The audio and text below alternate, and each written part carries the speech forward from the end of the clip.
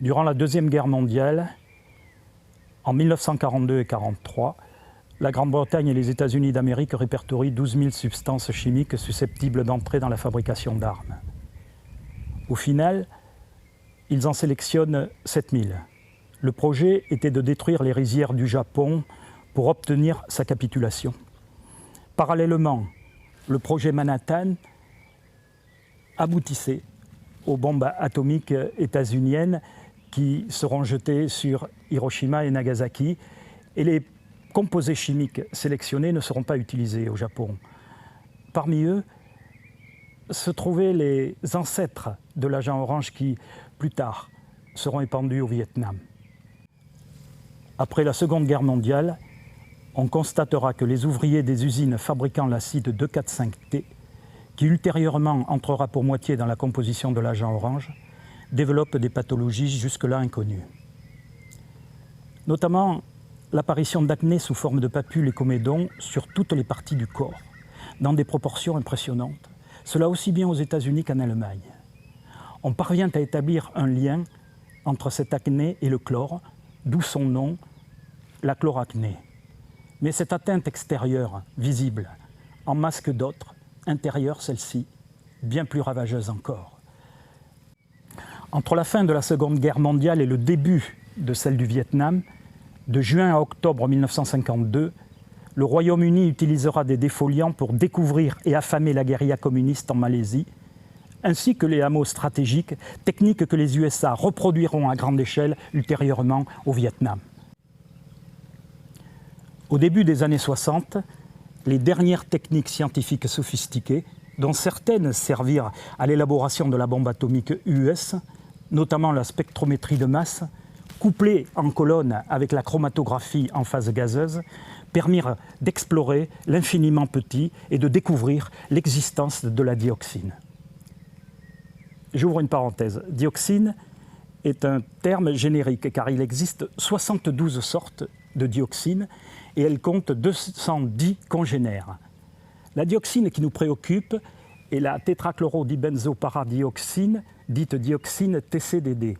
En effet, elle se mesure en picogrammes, 10 puissance moins 12, c'est-à-dire en millionième de gramme, ou si on préfère, en millième de milliardième de gramme. De plus, il s'agit d'une molécule complexe, 2, 3, 7, 8, donc très stable. Et d'autre part, son infinie petitesse lui confère la capacité de pénétrer toute forme de vie et nature de sol. Non seulement sa structure complexe rend sa dénaturation difficile, mais en pénétrant en profondeur, sa dégradation est empêchée car elle échappe aux rayons ultraviolets du soleil. Et l'eau ne peut la diluer car elle est liposoluble. Après une vingtaine d'années de développement et de mise au point, sur une centaine de lieux différents dans le monde, surtout aux États-Unis, mais aussi en Thaïlande et en Inde, etc., un essai en situation réelle est accompli le 10 août 1961 au moyen d'un hélicoptère au centre du Vietnam, dans la province du Kon Tum. À la suite de ce test, en décembre de la même année, le président Kennedy donne son feu vert à l'utilisation massive d'agents chimiques dont le but est d'anéantir les forêts et les ressources vivrières du Sud-Vietnam.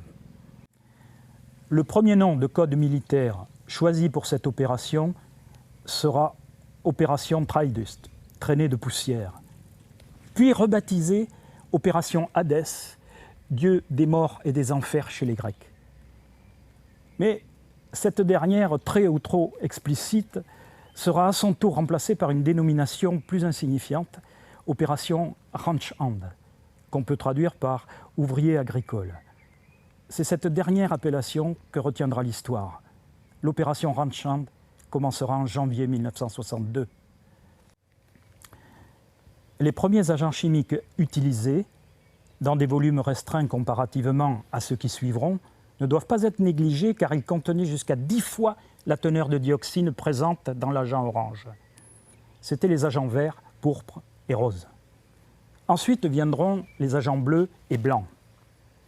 Le bleu contenait de l'arsenic et était particulièrement efficace pour détruire et empoisonner les rizières. Le blanc, lui, contenait des nitrosamines pas moins cancérigènes que la dioxine. Tous ces agents chimiques dits arc-en-ciel étaient conditionnés dans des barils cerclés de la couleur correspondante. L'agent orange, lui, arrivera sur le théâtre des opérations en 1965. Les volumes d'agents chimiques épandus au Vietnam vont crescendo au fur et à mesure des études engagées. La première, menée par Westing, scientifique états-unien, l'estime à 42 millions de litres pour un poids de 170 kg de dioxine pure. La deuxième, effectuée par Folkin, un scientifique russe, l'estime à 72 millions de litres pour un poids de 500 kg de dioxine pure. La suivante, menée par Jan Mager-Stellman, financée par l'Académie nationale des sciences de Washington, l'estime à 84 millions de litres pour un poids de 370 kg de dioxine pure. Quant à moi, je propose un calcul qui n'a jamais été fait auparavant à partir des archives de l'armée américaine utilisées par Stellman, archives probablement incomplètes. Et je l'estime à 350 millions de litres pour un poids de dioxine pure approchant la tonne. Alors, qu'est-ce que veulent dire 170 kg, 500 kg, 370 kg ou bien presque une tonne de dioxine pure à l'échelle d'un pays? L'Université Columbia de New York nous donne une idée de réponse. En effet, suite à une étude, elle nous apprend que 80 grammes de dioxine pure déversée dans le système de distribution d'eau d'une grande ville tuerait 8 millions d'habitants. Un poids de dioxine pure approchant la tonne représenterait donc près de 100 milliards de fois la dose mortelle pour un être humain. Cette extrapolation n'a rien de scientifique, bien sûr, mais elle permet de frapper nos esprits et de prendre la mesure et l'ampleur du crime. Officiellement, les épandages d'agents orange cesseront en 1971 sous la pression de la communauté scientifique internationale. Cependant, il est notoire qu'ils continuèrent jusqu'en 1974 par le biais d'appareils des forces aériennes sud-vietnamiennes, supervisés par les conseillers états-uniens, restés après le départ des forces US en 1973. À partir de 2004, lors des différentes procédures intentées aux États-Unis par les victimes vietnamiennes de l'agent orange, la défense développa une prestidigitation sémantique qui consistait à dire « herbicide, oui, poison, non ». Ou bien, à l'époque, on ne savait pas. La question qui se pose à propos de la responsabilité de l'utilisation de l'agent orange est qui savait quoi et quand? Commençons par les fabricants. Une note confidentielle interne, issue du laboratoire de biochimie de Dow Chemical, principal fournisseur des agents chimiques durant la guerre du Vietnam, datée de juin 1965, première année d'utilisation de l'agent orange, alerte sur l'exceptionnelle toxicité de la dioxine TCDD. À la suite de quoi, les 7 principaux fabricants d'agents orange se réunissent et décidèrent de ne rien révéler afin de ne pas compromettre les immenses bénéfices générés par leur contrat avec l'US Army. Donc, les fabricants savaient. Qu'en est-il des militaires? Dans le rapport de l'amiral Zumwalt, destiné aux membres du Congrès, le docteur James Clary, scientifique de la Direction générale des laboratoires de développement des armes chimiques de la base militaire d'England, en Floride, écrivit et révéla quand nous, les scientifiques militaires, avons lancé le programme herbicide dans les années 1960, nous étions conscients du potentiel de dommages dû à la contamination par la dioxine contenue dans les herbicides. Toutefois, parce que le matériel devait être utilisé sur l'ennemi, aucun de nous ne se sentait concerné. Donc, les militaires savaient aussi. Il paraît difficilement imaginable que les présidents successifs des États-Unis aient pu ignorer cela. Après que la Cour suprême des États-Unis d'Amérique refusa d'examiner l'appel des victimes vietnamiennes de l'agent orange, un tribunal international d'opinion de type Bertrand Russell, Jean-Paul Sartre, s'est tenu à Paris au printemps 2009.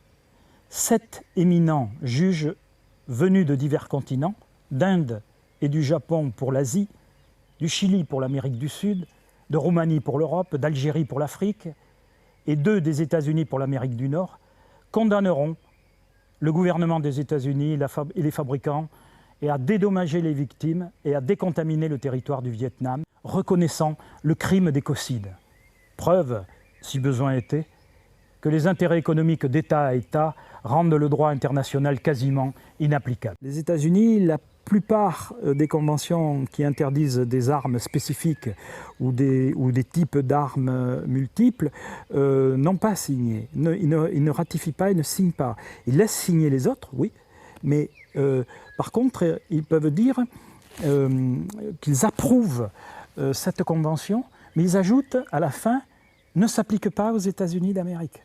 C'est-à-dire qu'en réalité, ils entravent les possibilités militaires des autres en les enfermant dans ces conventions sans eux-mêmes s'y mettre. En étudiant tout ça, c'est effarant, quoi, leur politique. C'est vrai que leur politique étrangère, c'est la guerre. L'axe principal de leur politique étrangère, c'est la guerre. Chomsky, il appelle ça l'impérialisme. Oui, ben oui, c'est l'impérialisme. Partout où les intérêts de l'impérialiste sont menacés, il fait la guerre. Et tout simplement parce que celui à qui appartiennent ces richesses, ben elle les défend parce qu'il en a l'utilité pour vivre, tout simplement. Oui. Ouais. Ok, donc on peut pas, personne ne peut qualifier l'agent orange comme étant une arme chimique qui rejoindrait à ce moment-là la Convention de Genève. C'est très difficile parce que dans les textes, il n'est pas nommément écrit herbicide, défoliant, herbicide. Ça n'existait pas à l'époque des textes, à l'époque de la rédaction des textes. Donc, il n'y a pas nommément herbicide. Et eux maintiennent herbicide. Donc, de ce fait, il y a un jeu de mots qui fait que il est difficile. La vraie question, c'est est-ce que cet herbicide contient du poison? Oui.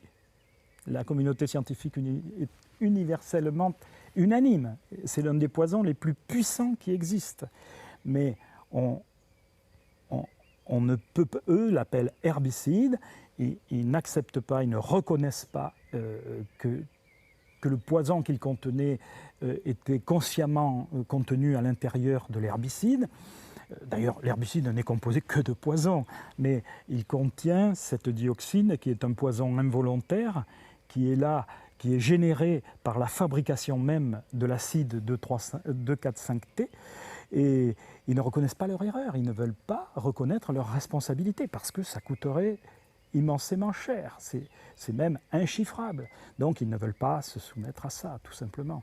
C'est à la fois leur honneur et leur économie, quoi. Ce sont des chiffres absolument astronomiques s'ils devaient décontaminer le pays, à l'échelle réellement du pays, pas seulement les points chauds dont on parle sans arrêt.